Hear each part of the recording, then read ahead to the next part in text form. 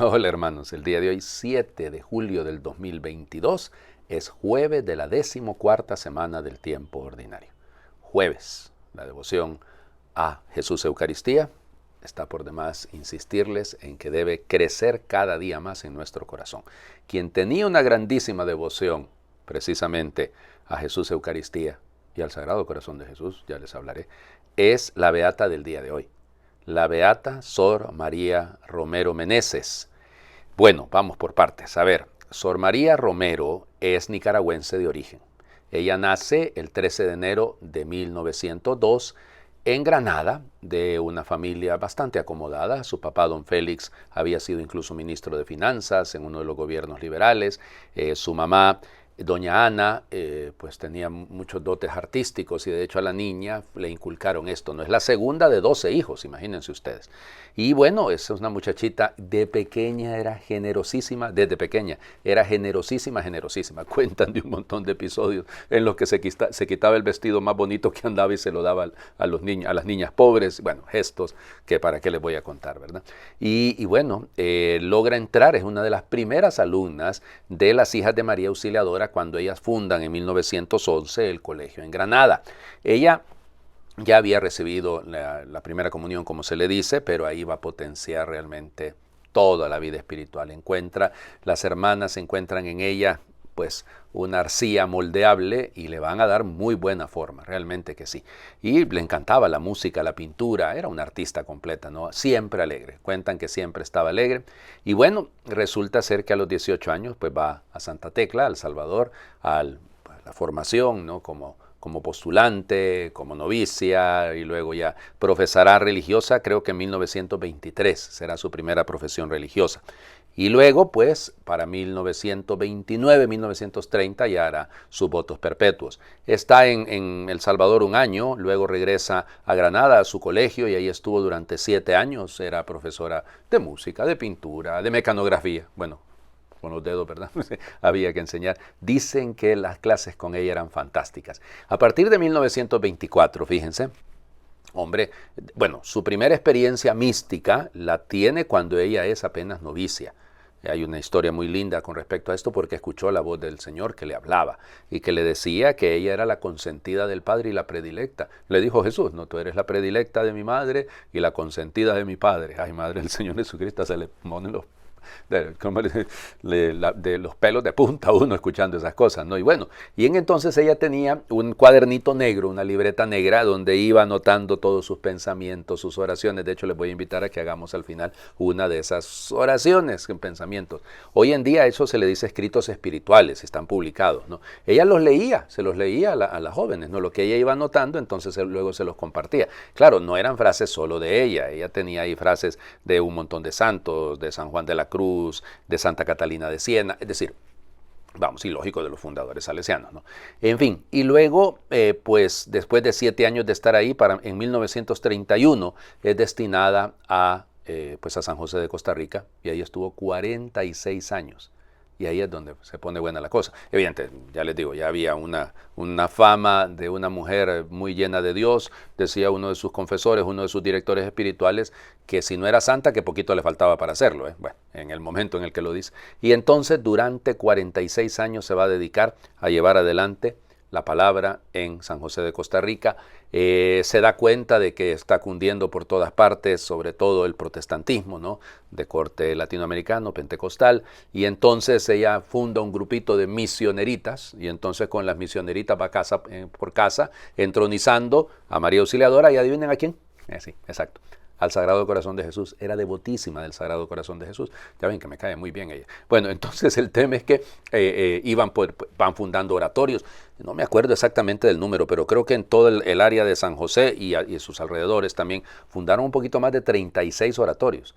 Luego, ella quería una obra para los pobres, ¿no? Y entonces funda lo que hoy le dicen la Casa María Auxiliadora o la Casa de la Virgen, indistintamente, ¿no? Y ahí entonces habrá un dispensario médico, un ropero, para venderle a la gente ropa barata, vamos, una cosa más bien de ayudarle a la gente, y luego también una casa para hospedar a niñas de escasos recursos, como un internado, ¿no? Y luego la obra de ella va creciendo, ella quería darle casa a la gente pobre, y entonces hay varias ciudadelas de María Auxiliadora Auxiliadora hay 3 al menos, que yo sepa, en Costa Rica, donde precisamente se fundaron esas casitas para la gente más necesitada. Y entonces ella, le digo, fue llevando una vida linda, pero era una buena consejera, todo el mundo la buscaba para escuchar sus consejos, siempre, y sobre todo era famoso de ella el agua bendita. Y fíjense que se cuentan muchos milagros producto de esta agua. Ella siempre mandaba a rezar los sábados, siempre tenía una devoción de los 15 sábados de María.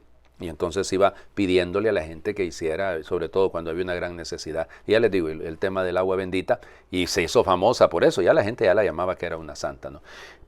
Para 1977 ella ya estaba muy cansadita, ¿no? Ya tenía 75 años. Y entonces pide permiso a la superiora para ir. De hecho, parece ser que más bien fue la superiora la que le dijo que se tomara unos días de descanso, que fuera a su casa. Y entonces se fue a su casa y con algunas de las hermanas y familiares rentaron una casa frente al mar. Fíjense que ella había dicho que ella quería morir frente al mar viendo el sol ocultarse, viendo a su Señor ocultarse. Y entonces, como una imagen linda, ¿no? Evidente. Y entonces en Las Peñitas, ahí en León, el 7 de julio de 1977, el Señor la llamó a su presencia. 7 del 77. En fin, el asunto es que, como decía ella, y todo giraba alrededor de esto, ¿no? Que el Señor le enseñara a vivir y a trabajar como Él. Así de sencillo. Porque ella quería ser toda de Dios. Eso es. Se resume ahí todo lo que es su ministerio y su vocación. Regresa a Costa Rica y fue enterrada el 11 de julio y hoy en día está colocada en un mausoleo precioso que hay ahí en la Casa de la Virgen, en la Casa María Auxiliadora. En fin, fue beatificada en el año 2002 por el Papa San Juan Pablo II. Se armó un pequeño zipizape, ¿verdad?, entre Nicaragua y Costa Rica peleándosela porque nicaragüense nació en Nicaragua. No, y fíjense que es un detalle interesante.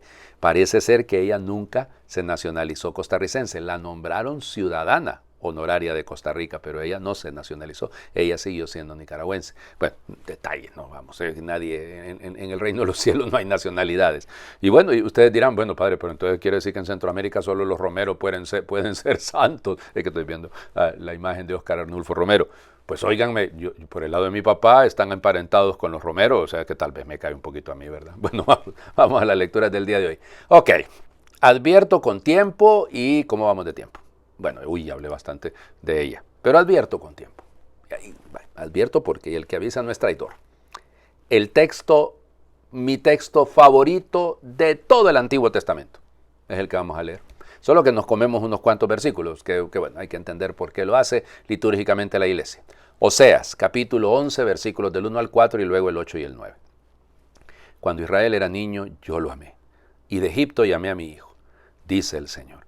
Pero mientras más lo llamaba, más se alejaba de mí. Ofrecía sacrificios a los dioses falsos y quemaba ofrendas a los ídolos. Yo fui quien enseñó a andar a Efraín. Yo quien lo llevaba en brazos, pero no comprendieron que yo cuidaba de ellos. Yo los atraía hacia mí con los lazos del cariño, con las cadenas del amor. Yo fui para ellos como un padre, que estrecha a su criatura y se inclina hacia ella para darle de comer. Mi corazón se conmueve dentro de mí y se inflama toda mi compasión. No cederé al ardor de mi cólera, no volveré a destruir a Efraín, pues yo soy Dios y no hombre. Yo soy el santo que vive en ti y no enemigo a la puerta. Palabra de Dios. Te alabamos, Señor. Ay, Señor Jesucristo, por eso les digo, para mí es mi texto favorito de todo el Antiguo Testamento, no de toda la Biblia, pero de todo el Antiguo Testamento sin duda que lo es.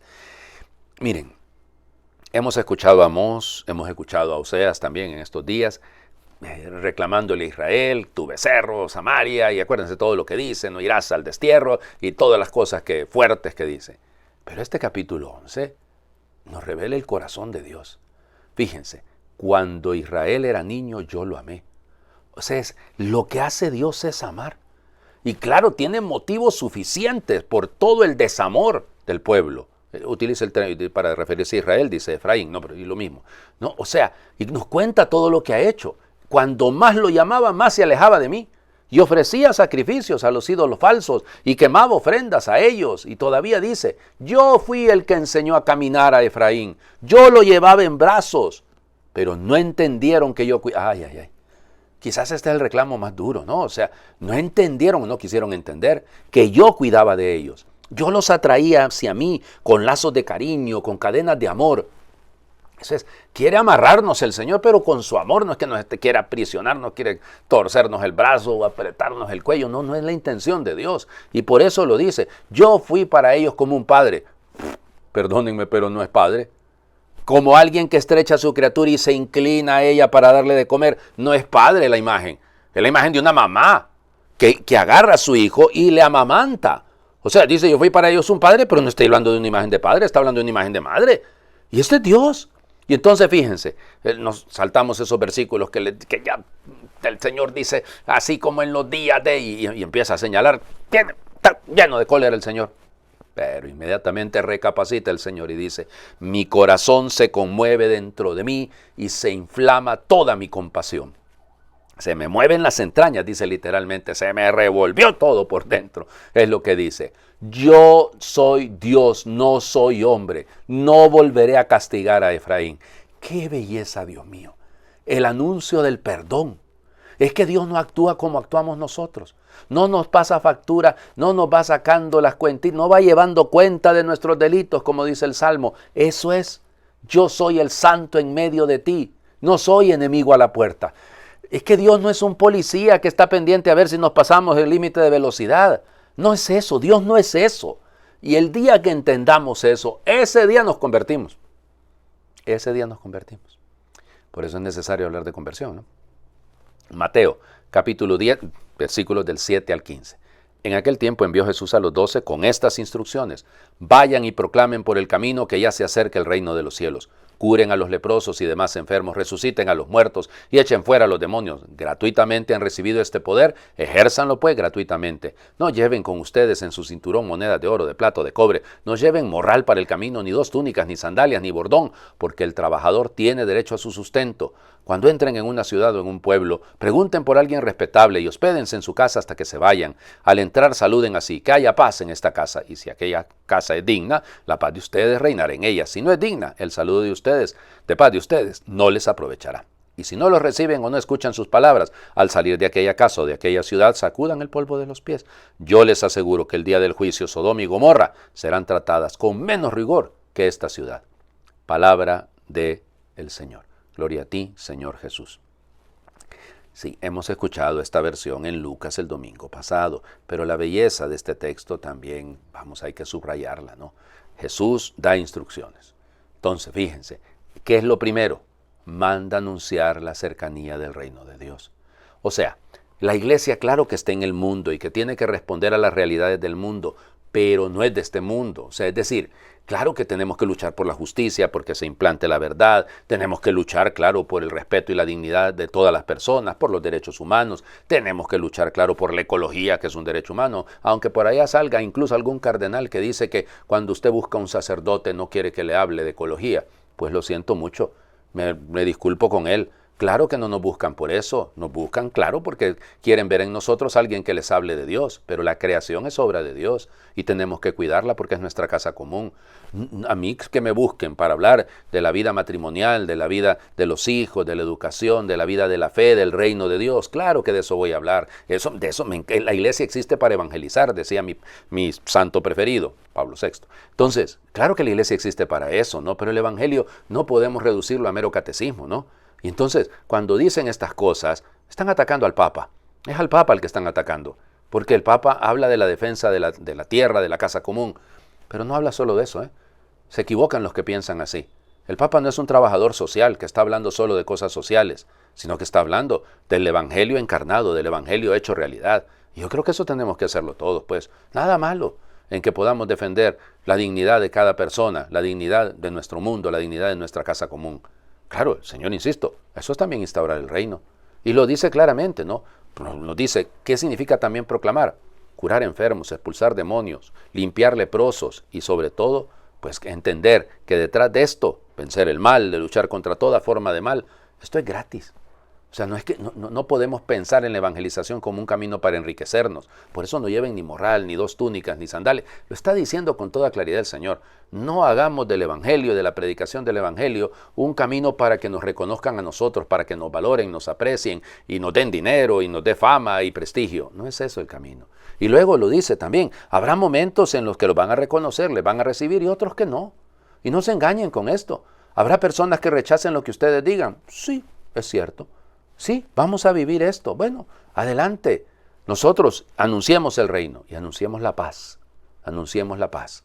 Que bueno, el Señor Jesús dice que el día del juicio le va a ir peor a los que no quisieron escuchar. Sin duda que sí, que a Sodoma y a Gomorra, evidente. Bueno, pero lo nuestro es no cansarnos de hacer el bien, no cansarnos de anunciar el Evangelio. Hagamos esta oración de la Beata Sor María Meneses, Romero Meneses. Jesús sacramentado y María Auxiliadora, mis dos amores, concédame que nada ni nadie distraiga o perturbe mi obsesión concentrada en los dos. Oh amor, enséñame y ayúdame a amarte tanto cuanto tú quieres que ame y haga amar a la Virgen con locura. Que en tu amor halle paz mi espíritu, reposo de mi corazón y alegría de mi alma. Oh amor, haz que viva y muera de amor por ti, en los brazos de María, y haz que ame y cumpla siempre con prontitud, exactitud y alegría tu santa y adorable y divina voluntad. Amén. El Señor esté con ustedes y les bendiga a Dios por intercesión de la Beata Sor María Romero Meneses, el que es Padre, Hijo y Espíritu Santo, y su bendición desciende y les acompañe siempre. Feliz jueves, visita al Santísimo, tiempo para estar delante de Él, no se les olvide. Pásenla bien.